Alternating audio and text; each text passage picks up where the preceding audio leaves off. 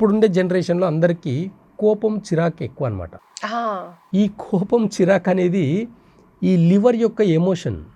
Liver ఎవరికైతే abnormal ఉంటుందో వాళ్ళ కోపం చిరాకు ఫస్ట్ సిమ్టంలో ఇది గుర్తుపెట్టుకోవాలి. కోపం చిరాకి కూడా లివరే ప్రాబ్లం. ఖచ్చితంగా లివరే ప్రాబ్లం, వేరే రీజనే లేదు. నేను మీకు ఒక చార్ట్ చూపిస్తాను. ఆ చార్ట్లో గ్రీన్ కలర్గా మొత్తం ఉంటుంది. లివర్ అంటే మన పంచభూతాల్లో ఆకాశంతో పోలుస్తామన్నమాట. పంచభూతాల్లో ఆకాశంతో మనం లివర్ని పోలుస్తాం. ఈ ఒక చార్ట్లో క్లియర్ కట్గా చూడండి.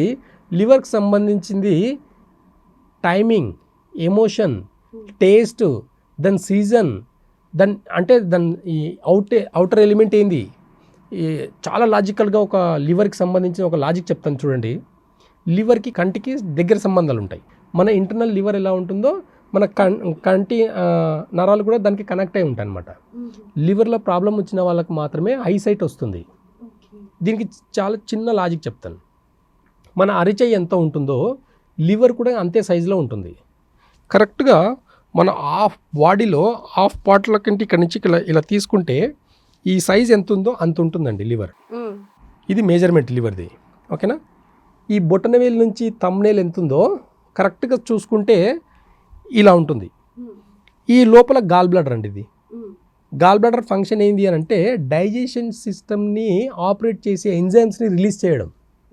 మనం తిన్న ఫుడ్లో ఆ ఎంజైమ్స్ రిలీజ్ అయ్యి ప్రాపర్గా డైజెషన్ అయితే తప్ప టాక్సిన్స్ అన్ని దాంట్లో మనం తినే ఫుడ్లో అంతా కూడా విటమిన్స్, మినరల్స్, ప్రోటీన్స్ అంతా సపరేట్ చేసిందే కాకుండా మన టాక్సిన్స్ అన్నీ కూడా వేస్ట్ ఎలిమెంట్స్ అన్నీ కూడా మూత్రం ద్వారా, మోషన్ ద్వారా బయటికి పంపించే యొక్క ఎంజైమ్స్ని రిలీజ్ చేస్తుంది.